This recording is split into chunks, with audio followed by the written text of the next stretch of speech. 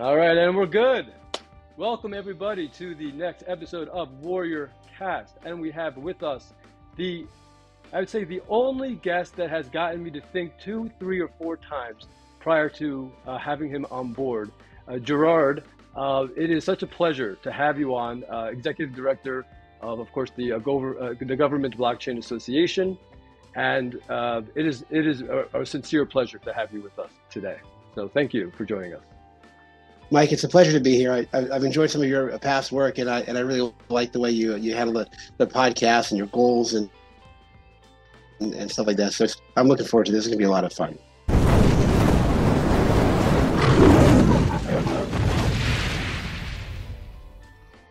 That's fantastic. And so you and we've met previously, and I had a chance to take a look at the mission of the GBA, the code of conduct and the ethics. And I just wanted to take just 2 seconds out of us talking just to bring up one line, just that government employees and laws are instituted by citizens and nations to serve and protect, not suppress or hinder the free and positive pursuits of the governed.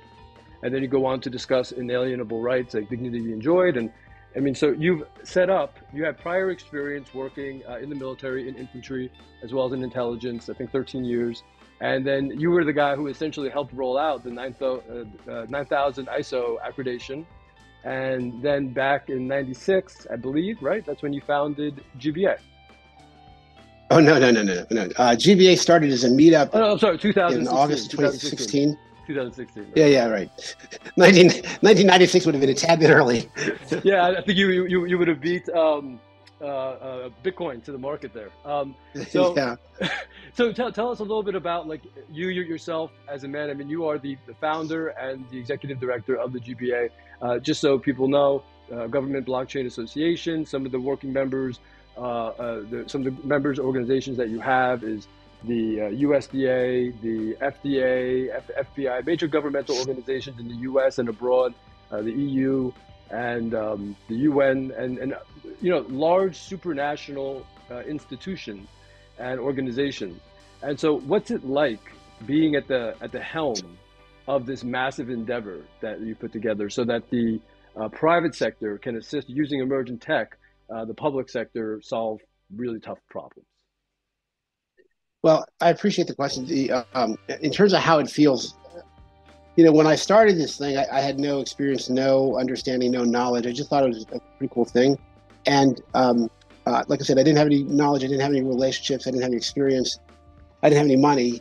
And I thought, well, how's the guy going to get started here? And I said, so my goal was just to kind of help out, right? I said, there's a bunch of people that want to learn about this space. There's a bunch of people that have requirements. If I just get them together to connect, communicate, and collaborate, if I can just kind of help out, then I'll bring some people together and we'll kind of see where it goes. And quite frankly, that's been the approach the whole time. I don't really view myself as a leader of a large multinational organization, with all the accolades that people throw at it. The question that I always ask myself is how can I help out? And I have another business on the side of this called Common Sense Solutions. I try to keep everything at about a 5th grade level. And I get people who reach out to me all the time, just spending 20, 30 minutes telling me how great they are, all their accomplishments. And quite frankly, it's just a little annoying, right? Yes. What I really want to hear from somebody is how can I help them or how can they help me, right? And, without trying to impress people all the time. So, in terms of how does it feel, I have the blessing to on a daily basis be able to be involved in a lot of cool stuff, and I really feel blessed. Yeah, I think you are blessed, and I love how you use that word blessed. And in your code of conduct, it had to do with integrity and truth. It had to do with not overinflating one's organization or individual's capabilities in pursuance of a project if you're within a working group or something like that. And then it also had a fraternity sense to it as well, right? And also it had the check at the end of the day, because again, although you worked in intelligence and in infantry of all places, you saw some stuff and you've done real stuff. So it's not you've been, let's say, in academia, in a shelter reading and then kind of transferring that knowledge from above high to everyone. You've seen when things go wrong, what happens on the ground, and what kind of real damage that does. So that gives you a very unique perspective. And then you start with this, standardization 9000, which I built my former company on 9001 and then 1345. So I see companies by saying, okay, how do we start with the application of ISO 9001? We're not going to get on that too much because it's going to totally nerd everybody out. But in short, now you're doing that like across emergent tech, across like I think 5 major domains: education, health, science, a variety of other areas. I mean, I have everything written down here, but essentially you cover everything. And then you go through like how we can evaluate it, how we can deploy it, and it's just like you've organized what just seemed to me like to be sort of chaos in such a like methodical and pragmatic way that it's, I mean, almost everybody who owns a company in this space should check it against how you would recommend it be audited. It seems to me like just that's the instruction of how to build, companies in telecom or whatever the information technology is, or health company or whatever. So really what you put together, like I'm very impressed. I am very impressed, and you're very humble. So you used the term blessing. How much has faith played a role in this pursuit and your formation and where you are now or where GBA is now within the, I guess, greater industry? Well, let me answer the question in terms of the journey, because I didn't always have faith, right? I was actually an atheist for 13 years, and I was a good atheist. I thought anybody that was Christian, I thought anybody that was a Christian was, and I'm a Christian today, but I thought that they were, dumb or naive or whatever, weak, and so for the since from high school for many years, I was very sort of self-reliant. My dad died when I was 16. My mom had a nervous breakdown, and so I was not technically but practically orphaned at 16. And I'd watched a lot of John Wayne movies, right? Rugged individualism, and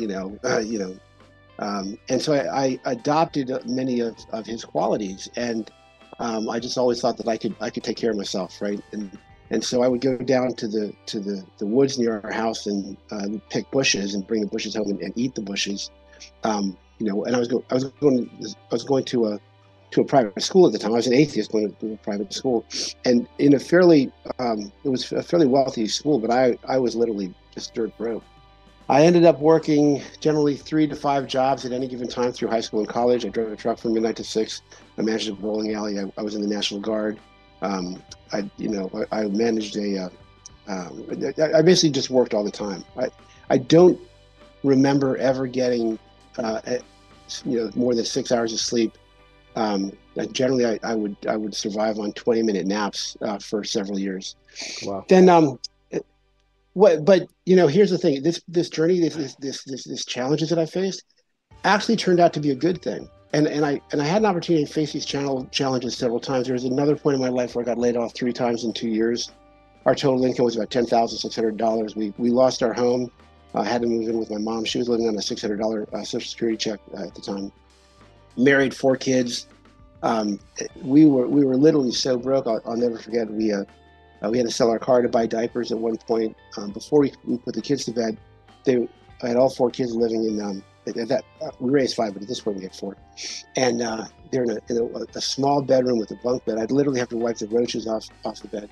So we came through some pretty tough times, and again, I'm not going to make this all about my faith, but along that journey, I had an opportunity to meet the God of the universe, and when that happened, pretty much everything turned around for me.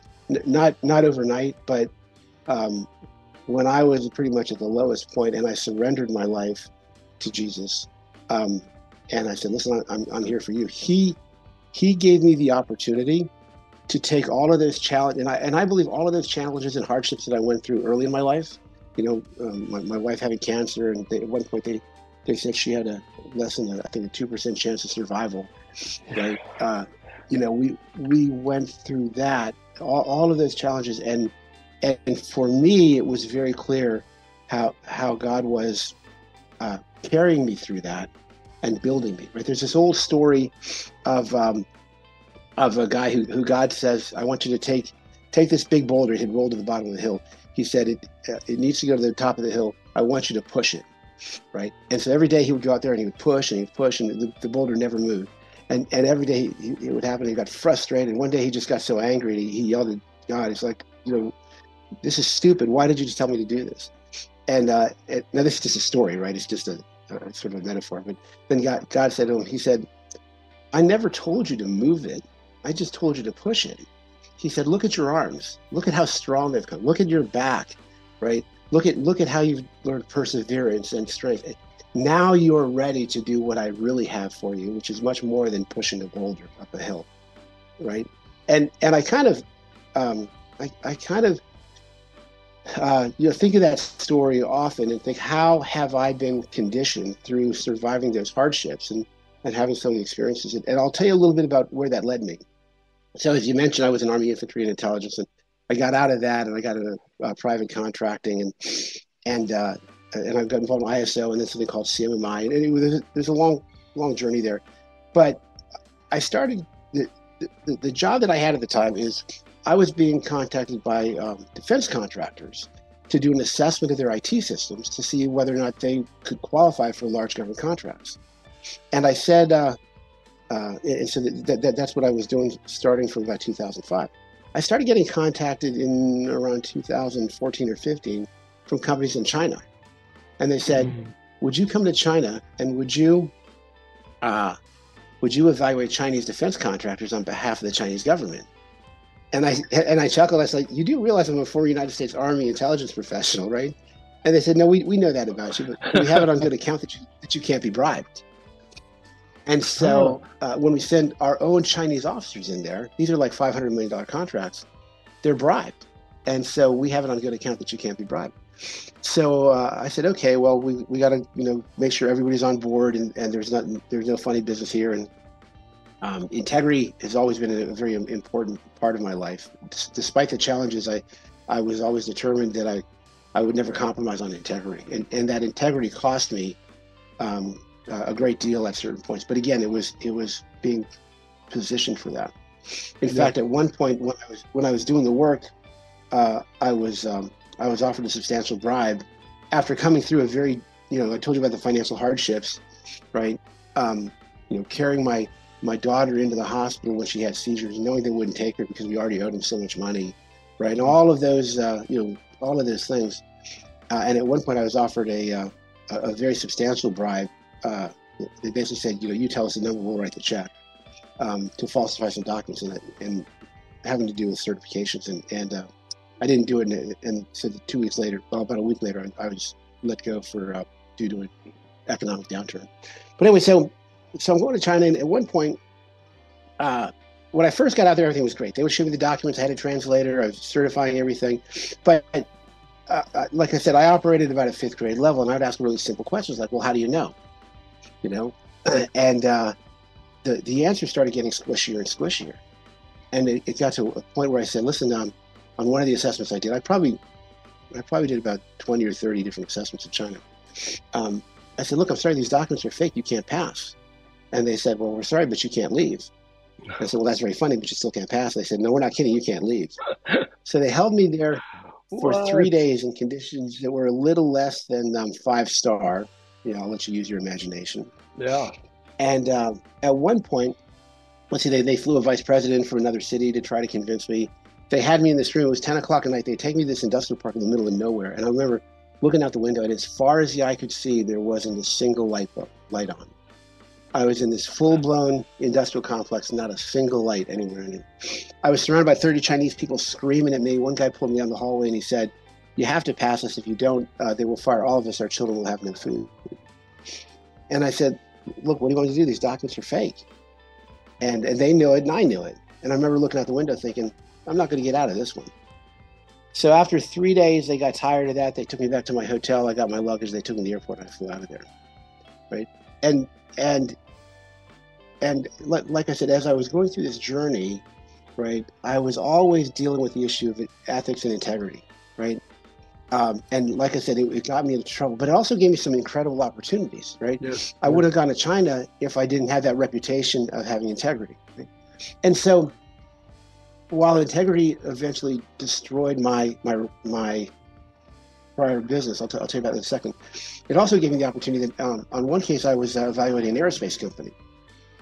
And this aerospace company, they did everything right. It was by the book. You know, you have to be squeaky clean when you're dealing with some of those things. So at the end of this was a company, a Chinese version of like Lockheed Martin or Martin Marietta, right? And so at the end, they invited me to this dinner with the leaders of the company. So imagine this. They take me to a rooftop restaurant on the top of probably one of the tallest skyscrapers in Beijing. I'm sitting at this round table with the leaders of this company. It's a public company. So the leaders of this Chinese company are senior members of the Chinese Communist Party.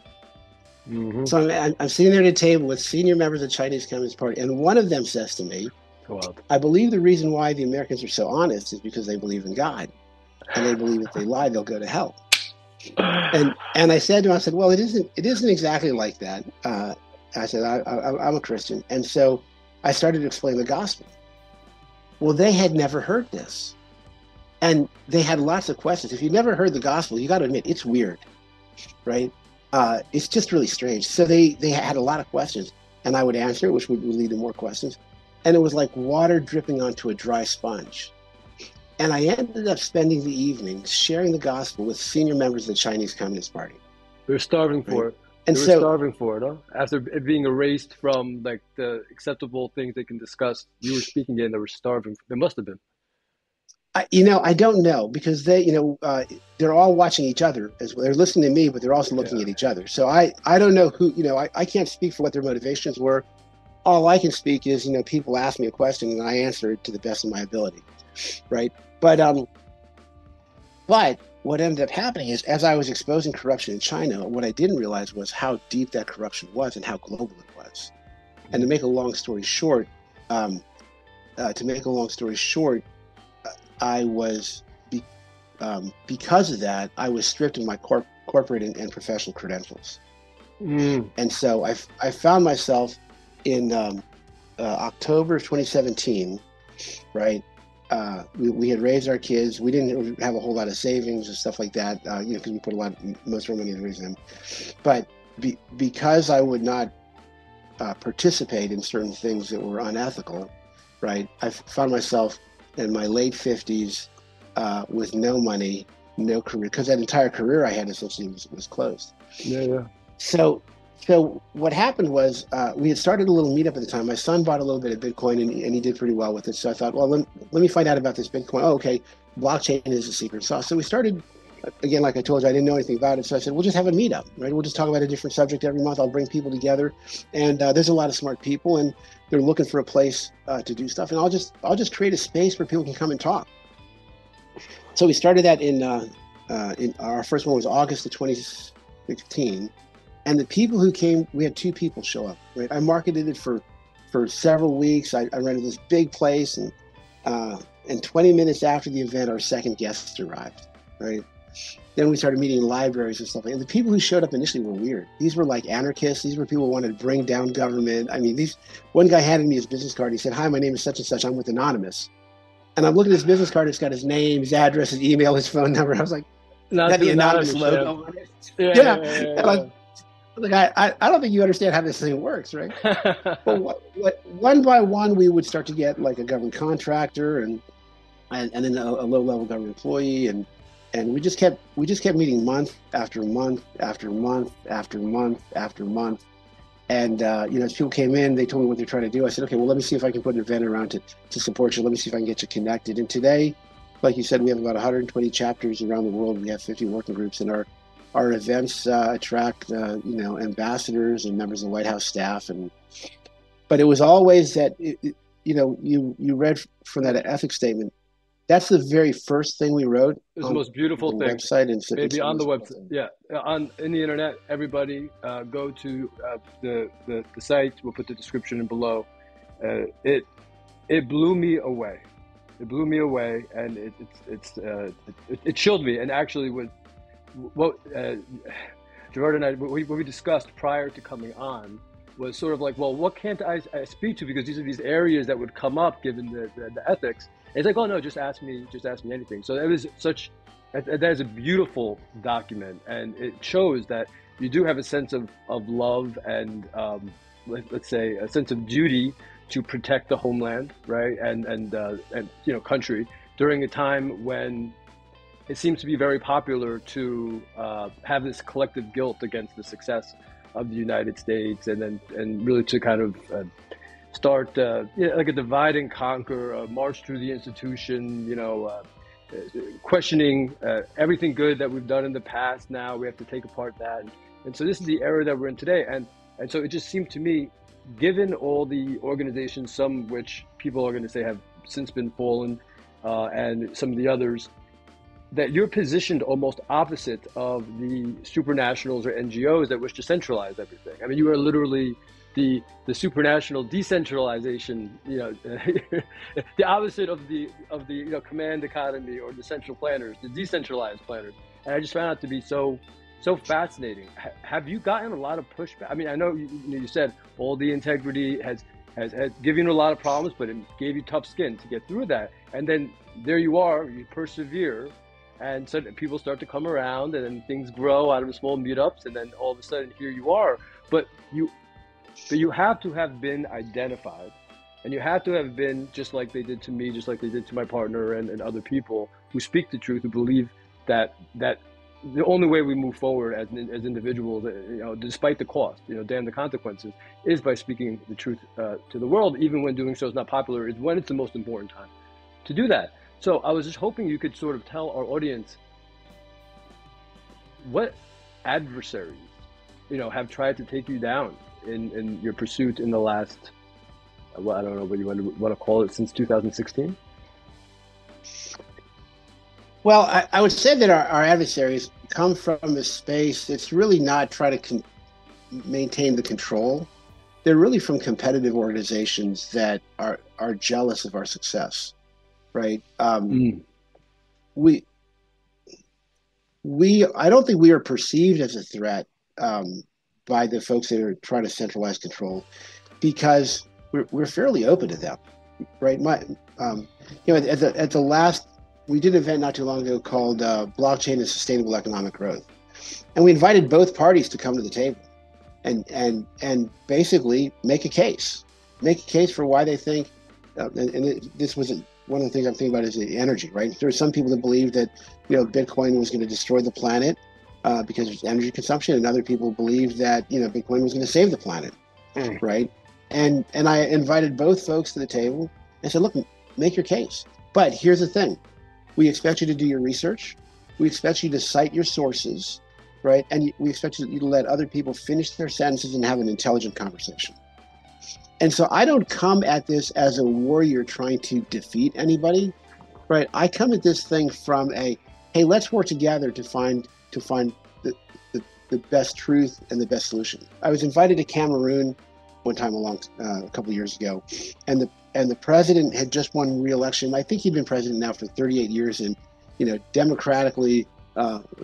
democratic elections, right? And he wins every year with like 97, 98% of the vote, right? Super popular, bro. Yeah. Right. And so the ICT minister was talking to me right outside of his office, and she said, we're interested in blockchain in all of its use cases, except for voting.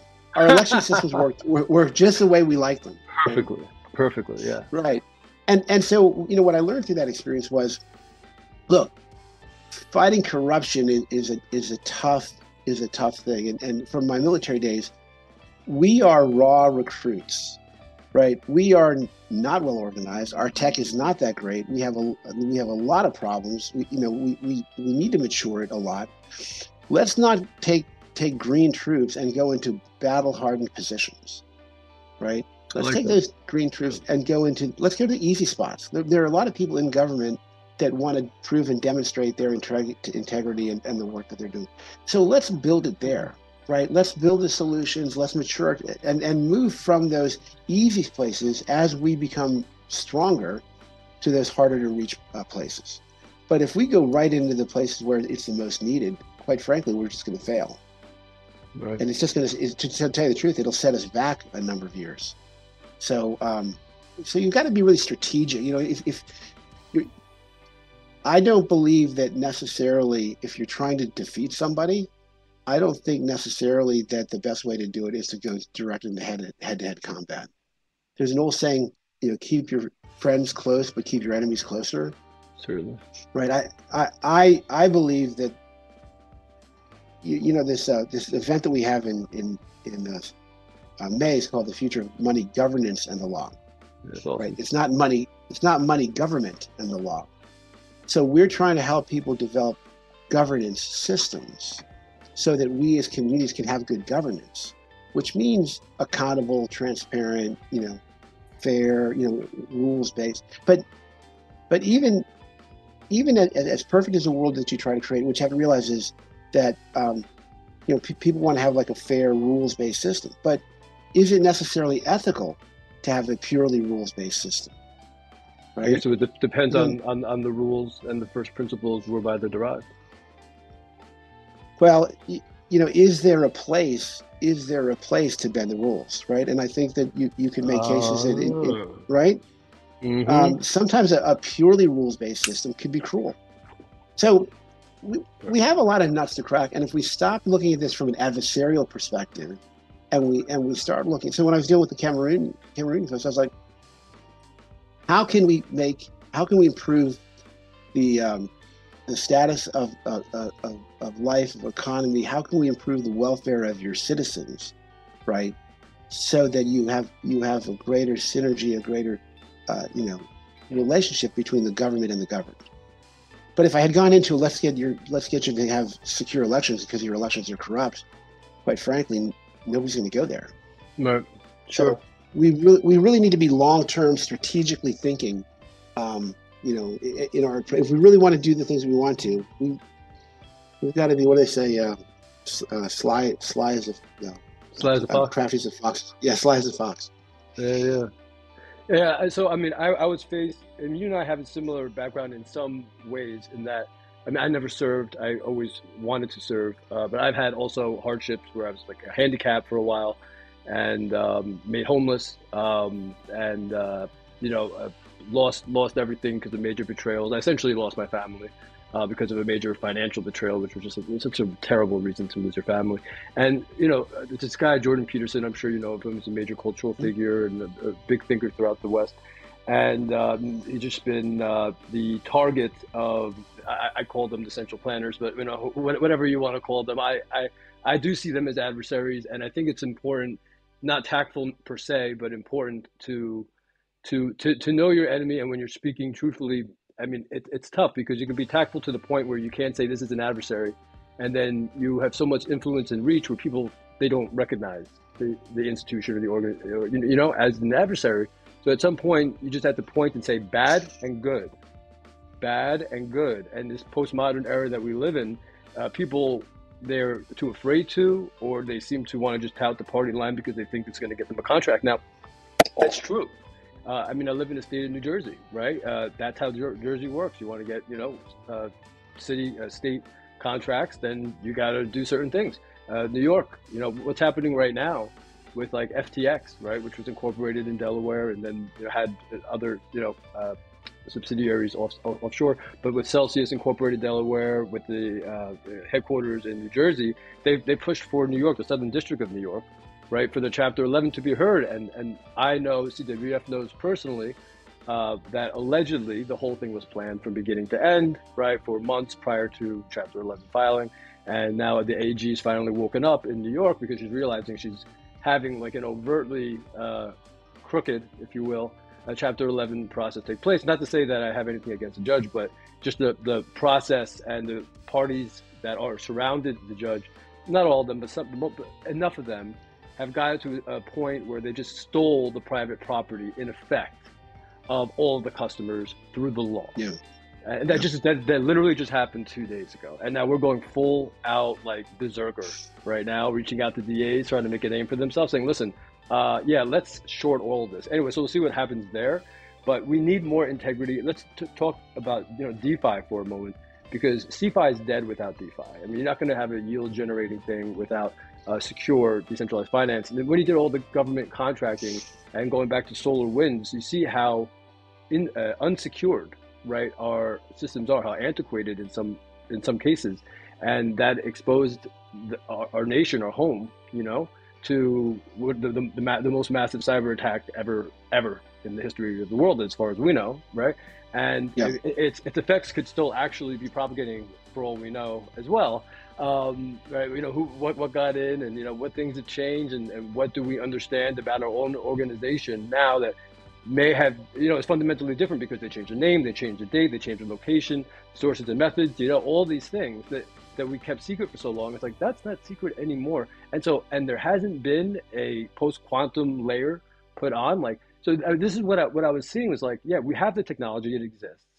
And, we have a lot, you have a lot of group memberships involved in intelligence where they have to keep their sources and methods. I mean, their people are at stake overseas, right? If this information gets out, and it's just like, is the encryption good enough, right? So are we addressing issues relative to national security at a level where the same mechanism can be applied to DeFi, which would prevent these hacks, but also prevent us from losing, control of a list of our foreign assets, who could just be, right? If that gets out. So, is this something we're trying to accomplish? Yeah. I hope it is. Yeah. Yeah. So there's a lot to unpack there. Most people don't realize exactly how massive the SolarWinds attack was, and so let me tell you, whenever something like SolarWinds or FTX comes up, where these massive things splash across the headlines, or COVID, right? All of the supply chain issues that resulted from COVID, right? Our approach never, well, my approach, right? Because we have a lot of folks and they do different things, but my approach is never to focus on the disaster of the day, but it's to figure out what are the things we can do to prevent the disaster of the day to happen in the future. Yep. Right. And so that's in part why we've created the blockchain maturity model, right? And that's why we're working on the banking financial services supplement, right? Because look, we're not in an enforcement place. We're not a rapid reaction force, right? Solving a lot of these problems require a lot of tough cracking the nut, right, to figure out. But what we want to do is, through the different working groups, is figure out how can we build solutions today that may take us a couple of years, right, that will allow for the living in the kind of world that we want to live for in the future. And I'll give you an example. Oftentimes you'll hear about corruption in government contract. Yes. So one of the projects we're starting this month is we're working with the Deputy Assistant Secretary of State for acquisitions. So you got the Department of State, basically their top acquisitions executive, to look at what changes do we need to make to the federal acquisition regulation to allow smart contracts and digital assets to be used in government contracts. Because if we can do that, then maybe in the future we can get to the point where government contracts can be done in a way that is much, much more difficult to have fraud or a lot of the garbage that we have. Is it ever going to be perfect? No. But because it can't be actually on the receiving end, and the government knows that too. That's why they allow for some flex in, let's say OFAC, right? Like if the business is viable, then there has to be a little flex. So that's what you were talking about before. If it's completely rules based, it misses out on sometimes the logistical necessity, right, of flex. But yes, right, exactly. And I'll give you another example. So you'll hear if you follow the headlines recently, there's a lot of problems with elections, right? Well, rather than us getting involved with, what the Republicans are saying or the Democrats or this court, or that, rather than getting involved in that political fray, the questions we're asking is, we're getting Republicans and Democrats together and saying, what can we do so that we're not in this place in the next election and one after that? So let me give you an example just in that one. One of the reasons blockchain would solve the problem. But the barrier to blockchain getting involved in the elections process is that for a local election official, Leo, for them to purchase a blockchain-based system, right, that system would have to be connected to the internet. But the current certification requirements for an election system prohibits it from being connected to the internet, because these things were written back in the 1980s, or an internet, or the 1990s or early 2000s, where an internet connection couldn't be secured, right? So we're working and just recently made a submission to the election assistance commission to make changes to their standards called the VVSG, the Voluntary Voting System Guidelines, to make changes to allow internet-connected devices that are using blockchain to be certified, so that local election officials could purchase them, right? Have them certified. Right now, if they purchase a blockchain-based system, it can't be certified. And so if there's any trouble, then that election official essentially is on the chopping block because they purchased an uncertified system, right? And we're working with Republicans and Democrats. So again, it's not about the political fighting. It's really about people coming together and actually solving the problems. Mm-hmm. So that, those are just sort of two examples of how we approach making an impact in the world. And rather than kind of, fighting the other side, let's kind of come together. When my wife and I were first married, we were having this fight, and I said to her, well, there's two things about this, and I think it represents how you have to look at things. The first one was, this was two separate fights. On one fight, we were just like, I don't know, I felt like we were yelling all night, and at the end of the evening, I just hollered. I said, "Daggone it!" And I used a different word. I said, "Kath," I said, "when I married you, it was for life, right? And I nailed the back door shut. And whatever this garbage is that we're fighting about, we better figure it out, because I'm not going to deal with this for the rest of my life." And that was the night I married my wife, right? It wasn't the wedding. It wasn't the dress and the tuxedo, or in my case, the uniform. It's really romantic. It wasn't the ceremony, right? Yeah. It was when I cursed at her and said, "When I married you, I nailed the back door shut." And at that moment, I had the commitment. And so while a lot of the things that we faced in GBA have been really hard, we've been committed from the very beginning that we're going to do this thing. Then the second thing is, I remember we had a fight. I said, "Look," I looked at her and I said, "Kath, I'm not the enemy." I was like, "There's this thing here in between us right now, and you and I are both shooting at it, and we're hitting each other. And you and I need to come together and shoot at the problem together from the same direction, so we're out of each other's firing line." And that is fundamentally some of the values.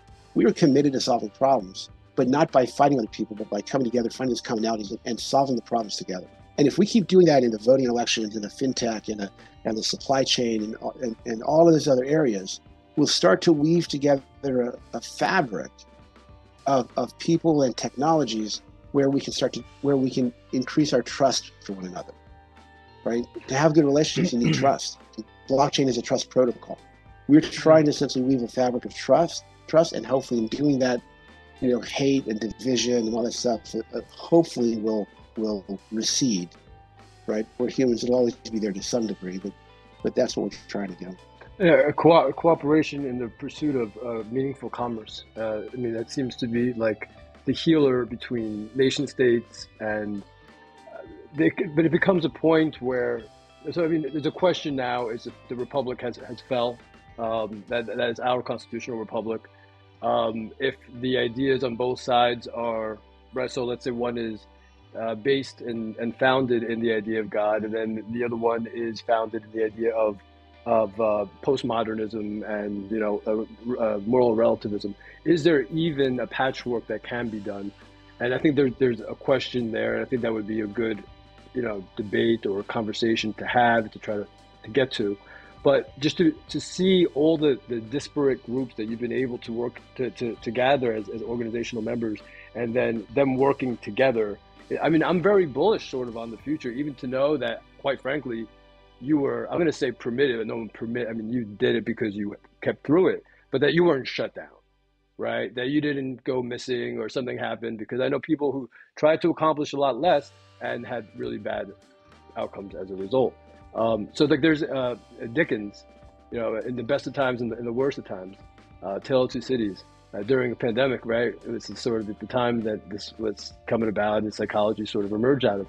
So what is your perspective on where we are right now, facing, 5 years maybe till the singularity or whatever, right? But just given the state of us within the states, within the United States, the ideological and temperamental divide right now that's been polarized through the corporate press and and amplified through Web 2, the walled gardens of the social media platforms today. It seems like they want us just to go after each other. They want chaos.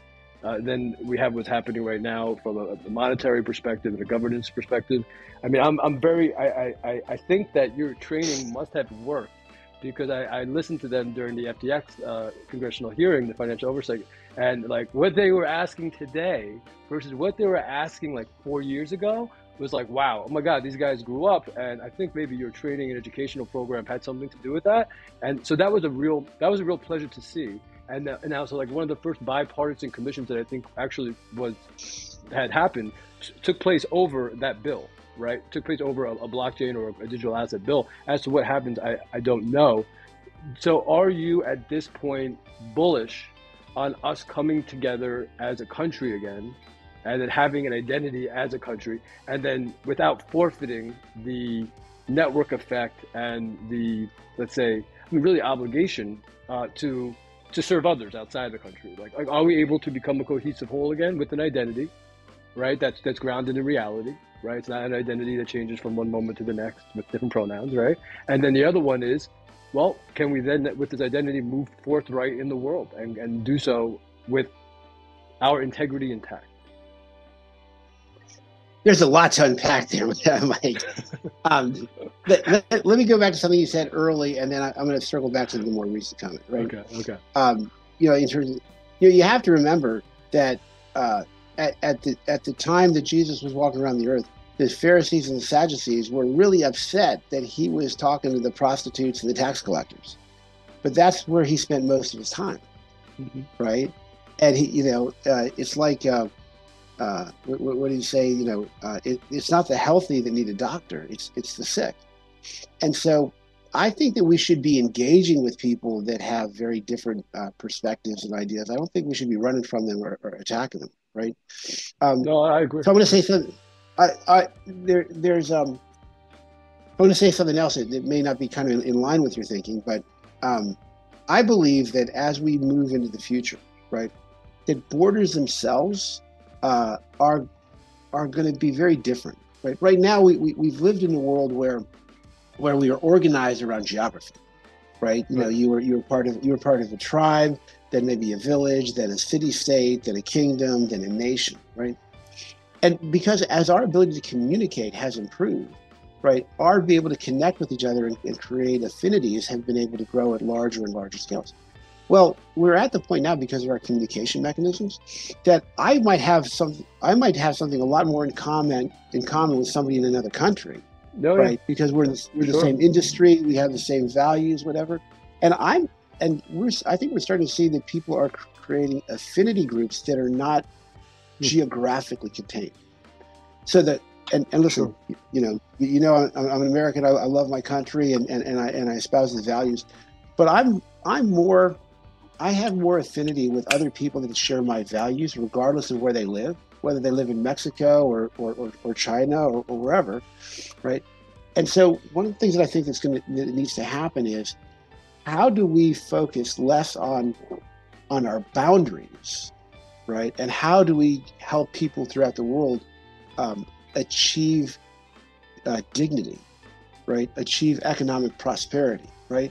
If we, one of the things that I won't get political, but I really think that if we spend too much time talking about our country, America, right? Because listen, there are people in our government, in our country, that I just disagree with, right? I think they're wrong, right? Yeah. But I would think they're wrong whether they're in this country or another country. And there's people outside of this country that I think are right. So let's promote the values, right? And again, I wish no ill in our country, but also when our country does something that's wrong, right? What we've done to the dollar has been atrocious. It's disgusting. Yes. But it hasn't been one party or the other. Both parties have done it, right? I mean, I think the nonpartisan, disgusting nature of monetary policy. Absolutely. Right. So I'm, and then we talk about, well, if you move to some sort of decentralized currency, that could be a national security threat for the United States. Yeah, it could be. It probably, because I think in that area, we blew it, right? Yep. I personally think that we're on a course to eventually have the dollar no longer be a currency, because we've not been responsible enough in the management of it, of the reserve currency, and neither has anybody else, right? Every other Yeah. country is our problems are more systemic, not political, right? And so we got to fix those systems, Yes. right? Agree. I agree entirely. Yes. So okay. But did you want to circle back I around? Because if not, then I still got a couple more. I know we got to run. I don't remember if I even answered your question, but it was a fun conversation. Okay. Because you're such a fascinating mind. So I want to like nail down a few things here. So USAID, PAHO. I used to know the guys, the head of procurement of USAID, PAHO, and then some of the guys on the committee, the private, public committees, and the work that they did. And some of them confided in me, which is one of the reasons why CWF was born. Citizen Warrior Foundation was born because of that conversation. And so he goes to me, he says, Mike, 35, no, so I go to him. I forget who prompted whom, but I say 35 cents in every dollar in our calculation, because we're just speaking forthrightly again, because if you're doing if you have integrity, you have nothing to hide, really. I mean, it's not one of these things just like, no, you should have privacy. Yes. So that's not an argument against private, but you should. Right. If you have integrity, you have nothing to hide. So I go over, I'm like, in our calculation, putting a 15-point markup, or I don't know, something like this for the NGOs, which is generally what they do, and then maybe they go a little lower on the quality assurance piece, but that's generally how the contracts work on foreign ministries of health through USAID funds. And so I said, okay, well, based on that, it's like 35 cents or like roughly 50 cents after landing costs, whatever, is being received in the form of goods or services. This is so through USAID in foreign disaster relief. And don't even get me started on economic development. We can talk about that all day. But let's just foreign disaster relief, because that's more immediate, and the solution for that is much more available and ready. And I have a team together actually that wants to solve this issue specifically. So I say, before the margin, 35 cents on the dollar. And he goes to me, he's like, assuming a 50-point markup. He's like, actually, Mike, you're wrong. So I'm like, oh, well. He's gonna, tell me something that's gonna be antithetical to that. He's like, no, dollar sent, dollar received, right? No, right. He's like, it's 25 cents. I'm just like, oh. Yeah. So okay, so we can cut the tax burden in half, or double the positive effect we have on the other end, assuming it's positive, right? Whatever's happening as a result of that relief, by integrating certain emergent technologies, blockchain, obviously at the center of it, and smart contracts for federal contracting, especially for contracting that uses U.S. tax dollars, and also I love the idea of Web3 ID to be able to longitudinally track its affect, over time. So in econ dev, if you want to see like on my money, like where are they going? Is it a dollar sent, a dollar received, right? But we know there's a little flex. You have to build flex in the system because of the reality of the world. So 10% flex or whatever it is. Okay. And then it's the subcontractor, the smart contractor. So who's going to audit it, right? That becomes an inherent issue. That you may need someone on the ground. We may have found a way around that. So how open? So that was a while since I had that discussion with the PAHO model is very different. USAID just takes $1, so it's 1% US GDP goes out in those two forms. But PAHO is different. They lend out money, and then they collect on the vaccines for the immunizations throughout the Americas. So he was a man of such integrity, the guy, the head of procurement at the time at USAID, that he essentially just would just volunteer his time to say, okay, Mike, this is how you get your company up to the point where you qualify to be able to do. Because we had our ISO 9001, we had our 1345, we were going after our CFR 820. It's been a while, whatever 820, whatever it is for the states, right, in USA. But most of our subsidiaries were overseas, or all of our subsidiaries, distribution outlets were overseas. So the ISO, that was the standard. And it was amazing, just his station within USAID and his available time and how he allocated that available time. Because he was a man of integrity, he spoke truth, and he really wanted to see integrity restored. So you have all these people say, oh, look how fallen the institution got. I'm like, yeah, but maybe the guy who runs it, he just wants a solution. Like it's just the system broke. Yeah, okay. But now the guy who runs it, it's like, okay, maybe there's a solution. So, I mean, that's where you come in. That's where GBA comes in. Exactly. Yes. Can you speak to that a little bit so people really understand kind of what I'm trying to get at and what GBA is right now, especially in its working group? Oh, gosh. Yeah, there's so much here. Um, well, so I mentioned the voting, right? The bottom line, one of the things that we're looking to do is we have members in about 500 different government offices at the local, state, national, and international level. And one of the things that we do for everybody in government is to come to, and again, we have working groups, because you can't, if everything's too general, there's not a lot of value there. You got to get specific. So whether it's transportation or food supply chain or identity management or whatever the topic is, healthcare, whatever the topic is, then we bring those people to the table and we tell the folks in government, hey, tell us what your problems are. What are the toughest nuts for you to crack right now? And then we turn to our private sector members and we say, look, what are the products that you have? Do you have any white papers, demos, proposals? How can the members of GBA create solutions that folks in government need? So what we're really trying to do is find people in government that have requirements and budgets and connect them to people in the private sector that have blockchain-based solutions that can help solve those problems. Because you're exactly, I think most people in government honestly want to do a good job. I mean, I had an opportunity to work in the EPA and the Office of Water and Department of State and a whole bunch of different government agencies, right, as a contractor. And, by and large, I would say almost everybody that I can think of, folks in GSA, they all wanted to do a good job. It was the system that was broken, right? And so, over at Health and Human Services and different places, they've been trying to build systems in order to bring more integrity. The problem is, it's just a real uphill battle because it's almost like they're fighting the system. And so what we're trying to do now is go down to that basic layer of the system and start fixing those things so we can start building long-term solutions. And we have people in the private and the public sector that are emotionally connected to that and are willing. We put out a report not too long ago called The Impact of Cryptocurrency Adoption on Government. It was a 158-page report. It was put together by the finance minister of Croatia, data scientists out of Germany and Australia, awesome. Folks from Georgetown, right? Maybe we'll link to that below. Yeah, awesome. Yeah.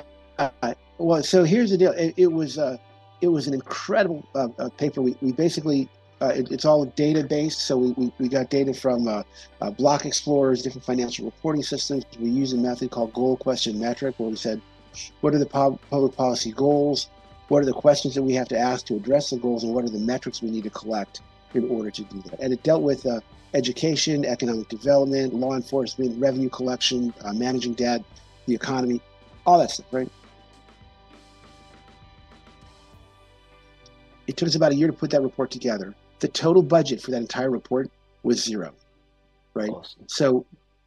So we have incredibly high-level people volunteering their time because they want to make an impact.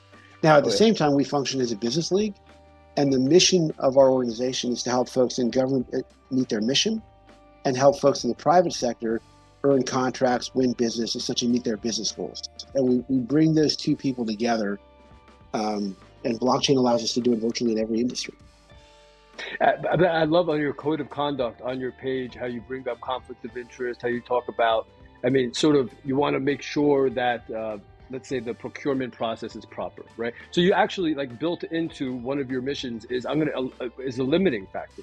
It's like, okay, so if you saw your mission through fruition, you would not have had that code of conduct up, right? But because you have integrity, now you're checking your own, let's say the rate with which you see your mission flourish, because you know of that things ought to have their limits and what those limits are, and you stated them quite beautifully in your code of conduct area, and everyone has to check out. So code of conduct and the ethics, both is was profound and so beautiful, and for me to know that Web 2 allows you to keep your domain up to date means you must have made some friends in some area of Intel that made sure, because that kind of stuff doesn't. I've seen people go down for much less. Anyway. I think also the YouTube channel. They should check out the YouTube channel. If you check out the YouTube channel. Oh, well, I mean, so I looked through your website. Tell us, where can people find you, GBA, on all of its assets other than the website? Well, you can get there through the website, but if you go to YouTube and you search Government Blockchain Association, we have almost 300 videos, and so it's become a site for people all around the world that are looking for serious information about blockchain for enterprises and government. There's no hype; it's all. We got Scott Sternett on there. Do you know who Scott Sternett is? I do not. So, when you ask people who invented blockchain, they'll typically say Satoshi Nakamoto, right?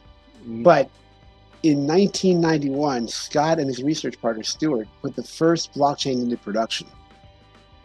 And if you read the Satoshi white paper, there's 8 references. 3 of those 8 references belong to the work that Scott and Stewart did. Scott and Stewart taught Satoshi how to blockchain. Mm. So what was happening was Scott was looking around the world and he saw that records were going digital as we were moving more towards the internet world, right? And he said, what would it be like to live in a world where somebody could make a change to a digital record and you'd never know it? Because at that time, there was no way to verify the authenticity of a digital record. And it really plagued him. He said, I wouldn't want to live in a world where we couldn't trust our records. So he got with Scott to figure out how to solve the problem. And they just couldn't figure it out. Because, Mike, if you and I were going to get involved in a transaction, we might need a third person to validate it, right? But I could collude with that third person against you, so we need a fourth person to look over their shoulder, right? And that person could collude with the other one, and then so on and so forth down the line. Exactly, and it goes out infinitely, right? And he said it was like the whole world could be involved in the collusion. And then it struck him that the problem was actually the solution.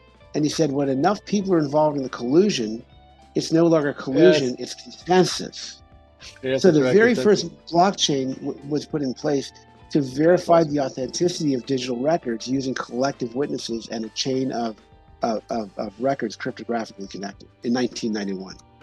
So he was one of our keynote speakers and really kind of explaining really where blockchain came from, what was the itch that it was trying to scratch. And when you look today at a lot of folks that are trying to centralize these things, he had to bring us back to the foundations.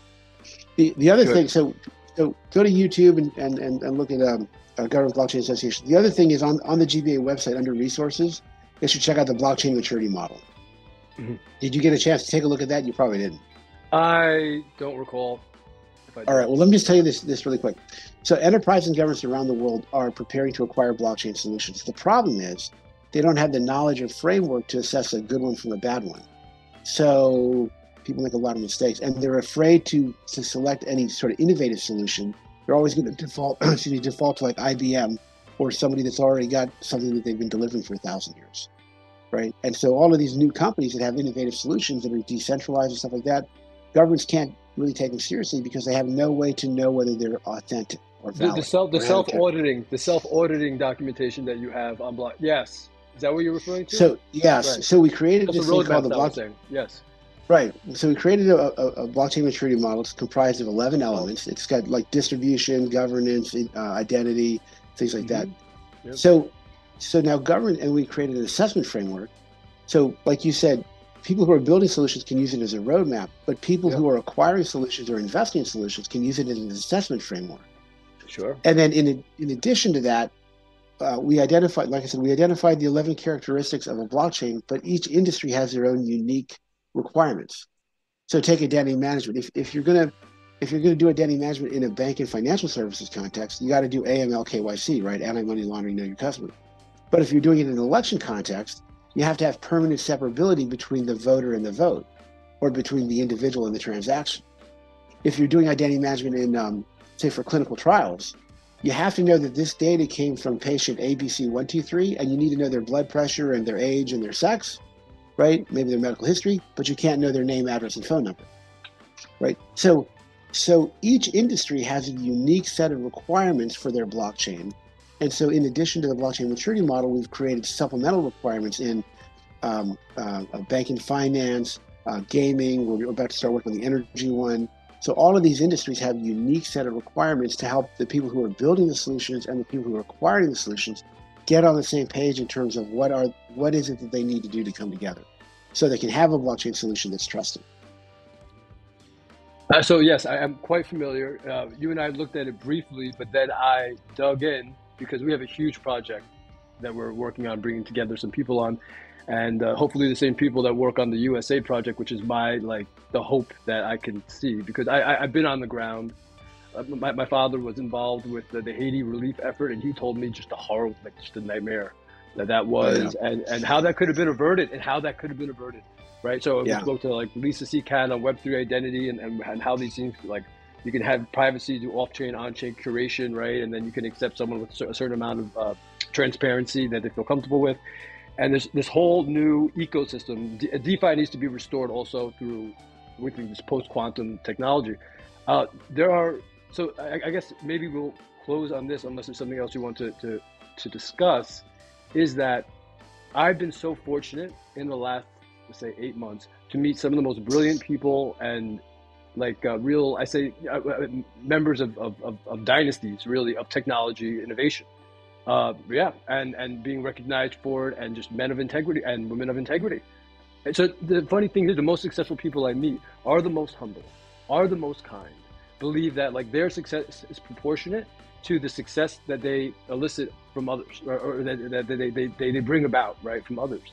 And so there is this group, and you're right, and I agree with you. It crosses, nation state. It's borderless, and I mean, I would rather be like, even when it comes to like family, it's like there's something about your ability to sacrifice yourself in furtherance of protecting your highest, most values, whatever you consider deemed sacred, right?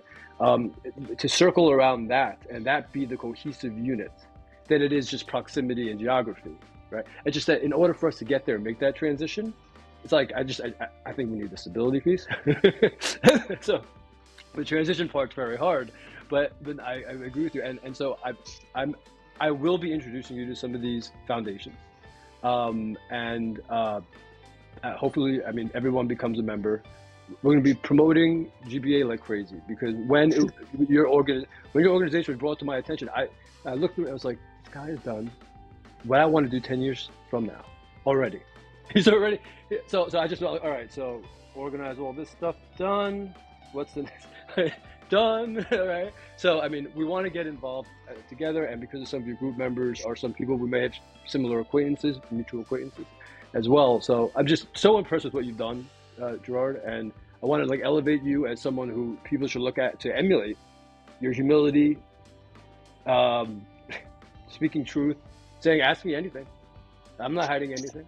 I mean, Mike, I will tell you one thing. We have a lot of work that needs to be done. So I welcome you and your community together. Let's roll our sleeves up because we haven't even really gotten started yet. I spoke last night to the Energy University of India on blockchain and energy, and I told them what we really need is we need good people in this space, because this technology can be used for good and for evil. It can be used to people.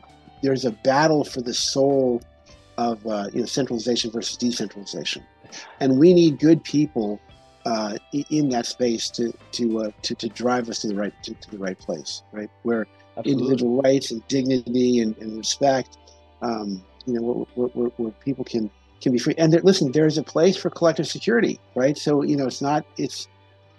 but we need people that can work together and make the world a better place, as opposed to just the noise, right? I mean, I used to listen to news in the morning and the evening, right? And I would listen to the left in the morning and the right in the evening, and every once in a while I would switch it back and forth because they're a little different in the morning and evening formats. And I've just stopped it. Now I just listen to comedy. Right? I just listen to comedy. Not a bad idea. Not a bad idea. Not a bad idea. If you're searching for the truth, not a bad idea. So, yeah. Then the last thing I would say is we do conferences. We do a spring and a fall conference every year. Our spring conference in May is called the Future of Money Governance and Law. I think this is in light of FTX and regulation and Celsius and all those things. We're inviting folks from the central banks. So one of our speakers is the vice president of global policy for Circle. We want to bring some big DeFi people into this space. right? So BlackRock and Circle and Coinbase. They're the USDC, the US the Digital Dollar Project, right? There's a lot of people that are sort of moving their agenda forward. Well, let's get them in the same room with people that are advocates for decentralization, and let's get lawmakers and regulators together so that we can hear what their issues and concerns are, and we can address them. Right? I'm a big advocate of I want people, if they've got concerns, put them on the table, and if we can't address them, that's a problem. We got to be able to address them. Yeah, Gerard, I have somebody that I'm going to do a face-to-face intro with you. He's that member of the dynastic family that I discussed further, who I believe has solved the issue of the threat of encroaching centralization on decentralized systems. So it's somebody you have to meet. Sure. So my God, it's such a great pleasure, and this won't be the last time that we speak on the public cast or something about. I'm hoping something that we've done. We speak to something of the impact of something that we've done. But I will be introducing you week after next, because there's big filing for claims right now with Celsius and the Attorney General. We're trying to help as much as we can, and we'll see where that goes. But is there anything you'd like to leave our audience with that you feel that we left out about yourself, about the GBA, about anything really? Now, if anybody wants to reach out to me, if we can be supportive in any way, if they just send an email to support@gbaglobal.org, that'll get into our system. We can get it routed to myself or the right people. But if we can be helpful in any way, just let us know. Okay, yeah, we'll post that email in the description along with your YouTube. Actually, we're going to feature your YouTube on our page because it's just the quality. I just watched one of the casts right before we spoke just to kind of get a sense of your flow. And I was like, oh my God, awesome. Of money and governance. And like, oh yeah, this is my guy. So, okay, awesome. Anyway, thank you so much. God bless, Gerard, what you're doing, and keep on doing it. And I would love to join you. All right, Mike. You have a bodacious day. We'll talk to you later. Awesome, bro. Cheers.